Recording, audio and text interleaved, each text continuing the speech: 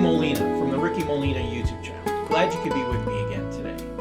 You know, it's been a while since I made my last video, but I got to feeling that I really should make a video about selecting the right guitar for guitarist, songwriters, and composers. You know, you hear a lot about choosing the right guitar for lead guitarists, for jazz guitarists, for classical guitarists, and there are literally thousands of different models you can choose from today from all over the world. And some of these guitars are really great values for the money, etc. But what about selecting the right instrument for writing music, for composing? You know, there are very few videos about this subject, and after many years of writing music myself and sharing it with others, I've come to the conclusion that choosing the right guitar, in my case, for example, is very important because there are basically two guitars that I work with to write original music. When you think about it, an instrument is really a medium of expression. For example, if you have a set of braces on, or who knows, maybe cotton in your mouth or food in your mouth, you can express yourself as well as if you have nothing in your mouth and no encumbrances or anything blocking your sound hole so that you can project better, right? Well, the same thing holds true for instruments. There's certain instruments that are better geared to enabling you to express yourself more fluidly. Translating your feelings and emotions and thoughts through a musical instrument is the challenge. And when it comes to composition especially, we want to compose freely through a medium that is as liberating as possible. The more constraints there are on the instrument, the harder it is going to be to express yourself, not only physically through the notes and the chords, but also due to the challenges of the instrument itself. So what I found in my own personal experience is that the most comfortable guitars that I can play are the ones that I tend to write my best music with. And the ones that are the most challenging, I tend to not play much at all, and I'm sort of constrained to the type of chords and phrases that I play on them. So let me give you an example. This guitar right here is one of my favorite guitars to write music with.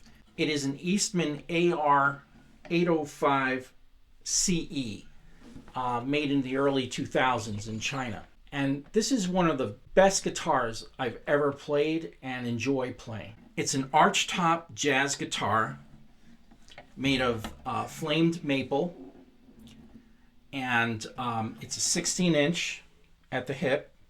It's got these sound holes here, a floating pickup, ebony fretboard. And what I love about it is that it does have an acoustic playability to it as well. You don't necessarily need an amp to play it, but of course it's going to sound a hell of a lot better playing through an amp. But like you could hear that if I play it without amplification, that it still projects on its own. And that's a very nice feature to have. It kind of gives the guitar that much more of a sweeter resonance, and I enjoy it very much. So.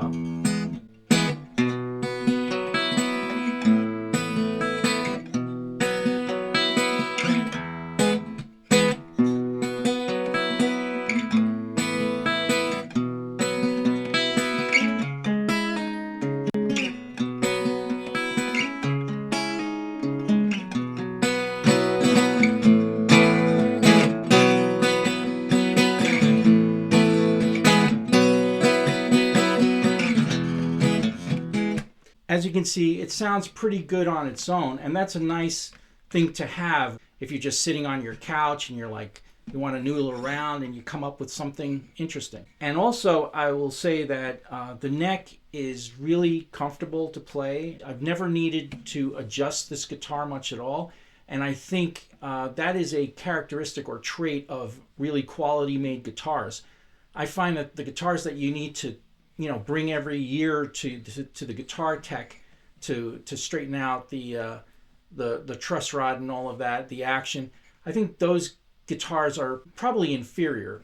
The best guitars that I've owned over the years are the ones that need the least care, so to speak, other than the fact that you yourself are taking care of them. You're putting them back in the case, I don't recommend hanging guitars from the wall. I think that's a bad idea because of the humidity and lack of humidity.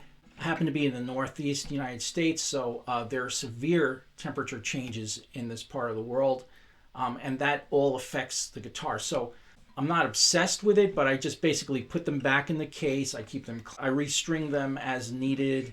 I don't play around too much with the bridge here and all of that. But this guitar is wonderful because it has a tremendous playability.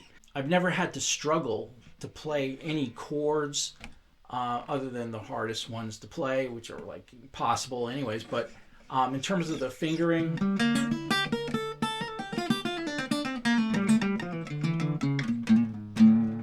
you know, it's just a pleasure to play this thing.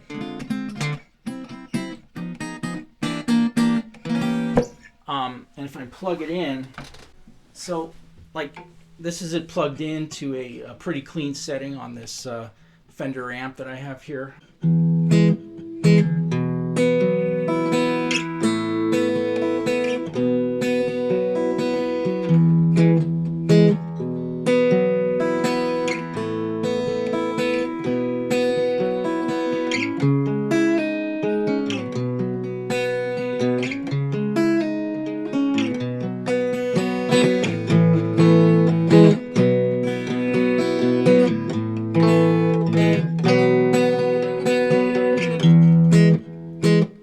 So that's the song Luca from Suzanne Vega.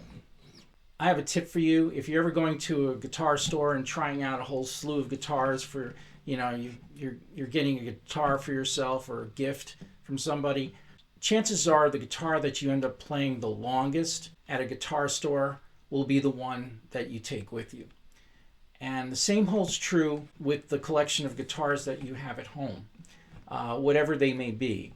If they are acoustic, electric, jazz guitars, whatever, you're going to be writing music with the ones that are the most comfortable for you. And so for me, the most all-around comfortable guitar that I play with and write my better songs with is this particular Eastman jazz guitar. You know, I once took a composition course with somebody out in California who was, you know, affiliated with writing music for sync and for cinema and things like that. And he once said that he likes to compose on an acoustic steel string guitar. And I was just wondering, well, what kind of music are you writing? Because, you know, playing an acoustic steel string guitar has its advantages, but I find that it points you in a direction.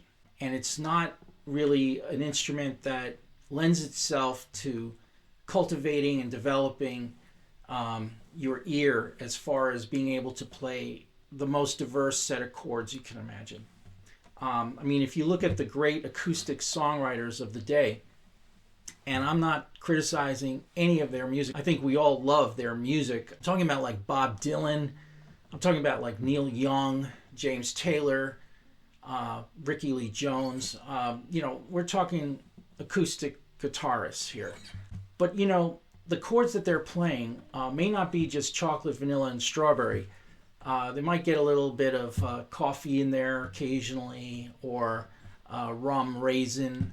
But if you want the ultra diversity for composition, you really need a guitar that's going to sort of permit you to speak more words, have a greater diversity of vocabulary through the chords especially. So I found that it wasn't until I started to buy jazz guitars like the Eastman that I showed you that I started to really expand my jazz chord vocabulary and phraseologies and things like that. And a lot of it has to do with the fact that the instrument itself, generally speaking, in standard tuning and such, generally the strings are pretty tough to play over an extended period of time. When I was in college, I was able to serenade, you know, my neighbors down the hall, etc., till the wee hours of the morning with an acoustic steel string. I had a Martin D18 at the time, and it was a beautiful guitar as well. And my fingers could play it, the steel strings, for extended periods of time. But as I got older, I found that, you know, steel strings are just not the way to go. And why isn't it that during that era of my playing, why didn't I learn as many jazz chords as I know now? And that's probably because the instrument did not lend itself to playing these complex chords. And that has to do with the fact that you're talking about steel strings that are, pretty solid and thick. The action is a little bit higher, even if you get it lowly adjusted and everything. I just find that I'm not fluid, and it's harder for me to do these complex jazz. It's just more of a struggle. So this guitar that I have here is an acoustic steel string guitar from Yamaha. It is the FG-830. Beautiful wood all around. It's got a very deep sound. It's not going to give you the most sort of sweetest on the leads. It's not going to give you that sort of like, I have another acoustic guitar, a steel string, that is more expensive than this. And I've used it in another video. It's the Fille de Feu video if you want to check it out. And that guitar is more for finger picking and, sort of like technical playing, if you will.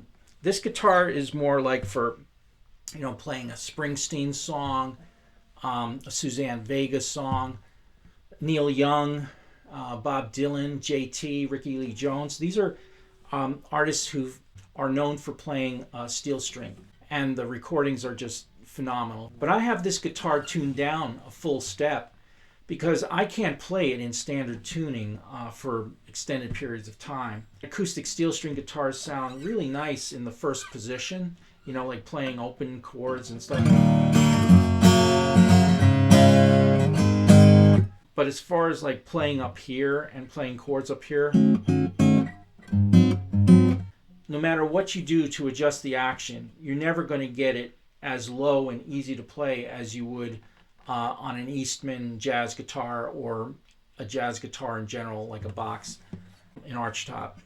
So I found that I haven't written my best songs with this guitar, although it does have its place, and there are certain songs that I have written with it, but I find that they're not necessarily my best songs in my opinion. But anyways, I'll give you a quick listen.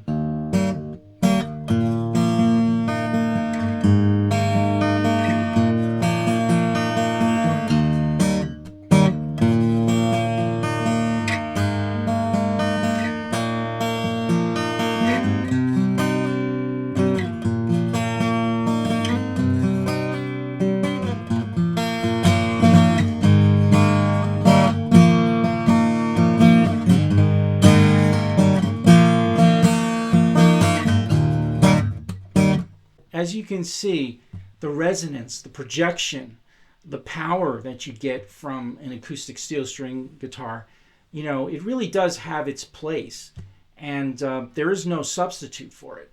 So I would definitely have one of these. I think you need to have multiple guitars, and this being one of them, but it happens not to be my favorite go-to for writing music, and everyone is different. So I don't want you to necessarily feel as though I'm telling you don't play acoustic steel string. No, I'm not saying that at all. I love to play this instrument as well, but I just don't play it as much, and I find it's a bit more challenging.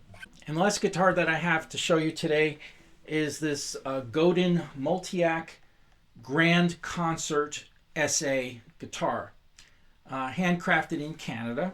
I was brought up playing classical music, classical guitar, and I used to have a really, really nice expensive classical guitar, but I found that over the years as well that it became harder to play, mainly because the action was higher. Classical guitars naturally have higher action. I mean, you can get that adjusted if you file down the nuts and lower the bridge a little bit, and you need a guitar tech to do that for you. That will help tremendously. And then I tried out this Godin at a guitar center once, and what I like about this Godin is that it is like a classical guitar exactly. You know, in terms of the width of the net here, the width is a little bit wider spaced, so it's easier to finger pick. Now we are talking about a nylon string guitar as well, so that makes it that much easier to press down on and to create chords. And if you'd like to hear how this particular guitar sounds or can sound at its best, you should check out a video I made where I play Rainy Days and Mondays, that famous Carpenters tune. I did a little jazz arrangement of it, and you can hear this guitar better in that. But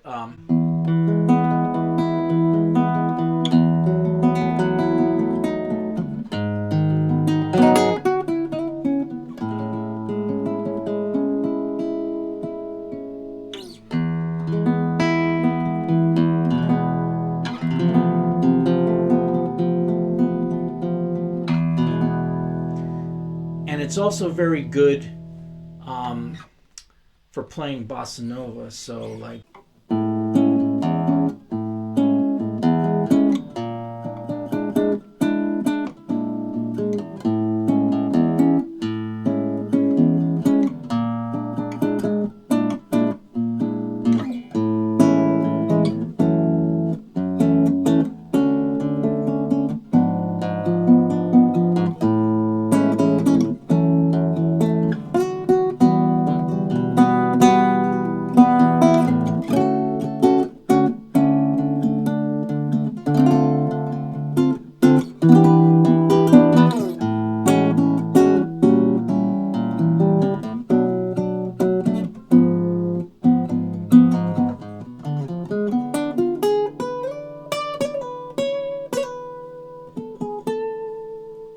So there you have three guitars that I showed you.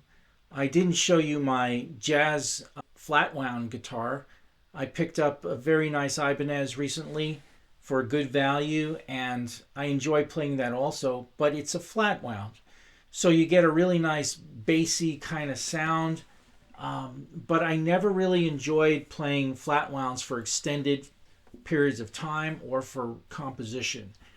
And that's because I feel that when I'm playing flat wounds, like I'm playing coaxial cables, and you can't really press down on them much. You kind of glide over the frets and you kind of touch down a little bit. You're not supposed to press deeply into these frets anyways, whichever guitar you're going to play. I don't understand how George Benson can play these like 13s and Pat Martino, crazy thickness. I can't do that, especially as a finger picker. I mean, if you're playing with a pick, and you'll notice that George Benson and these guys, Pat Martino, they are linear players. I mean, Pat Martino especially is a linear player. He's going to play lines for you, phrases with a pick. George Benson kind of tries to bring in the stops, the double stops and triple stops and things like that. It gets a little more rhythmical, chordy every now and then. But he, too, is essentially a linear lead guitarist in a jazz world. Again, you're not going to be able to do finger picking much on flat wounds. So the kind of strings that you're playing really affect not only the guitar, but the strings that you choose to play will affect your playing ability as well. So I find that for me, as a composer type, as a songwriter type, I like easier playing ability, but not too easy. For example, I find that I don't write my best music necessarily on a Stratocaster or a Telecaster or a Les Paul type of guitar. I mean, I used to try to compose more rock, bluesy type of songs in the past, but I found that, you know, my best songs, what I consider to be my best songs, are not written necessarily on Strats or Les Pauls or Tellies. And that, again, my best compositions come from this guitar, the Godin, and the Eastman. I just find that when I play those really bendable strings, like, you know, where you can bend till the cows come home, I just find that to be just a non-productive exercise for the type of music that I like to write. Actually, a combination of chords, chord melody, and finger picking. So tens seem to be the way to go for me across the board. When it comes to classical strings, low, medium tension, nothing too taut.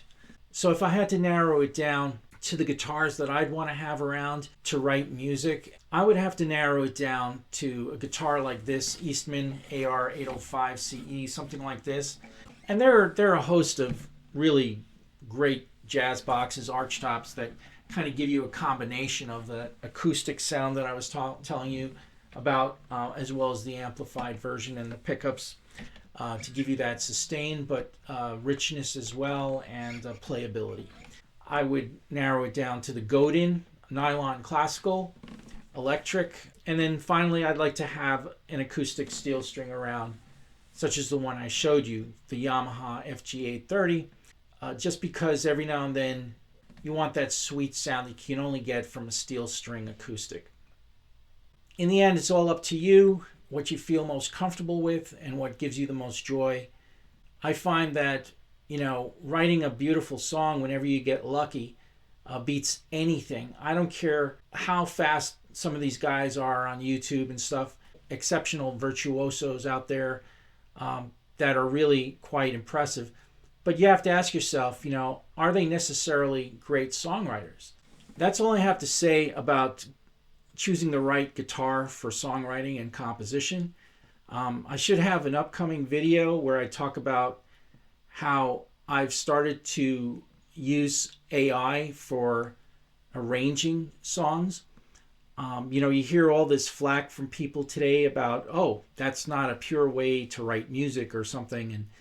And to which I say in response, there are composers like myself who may rely on AI to develop the song. I try to write all the music myself. Sometimes I collaborate with other humans. And, we've written the music ourselves. Basically, the chords and the melody and the changes and even the basic arrangement ideas are original. So I hope you stay tuned for that one. And I'll put that video on the Ricky Molina YouTube channel and sort of like share my development and progress with that. So I hope to see you again soon. Thanks so much for watching.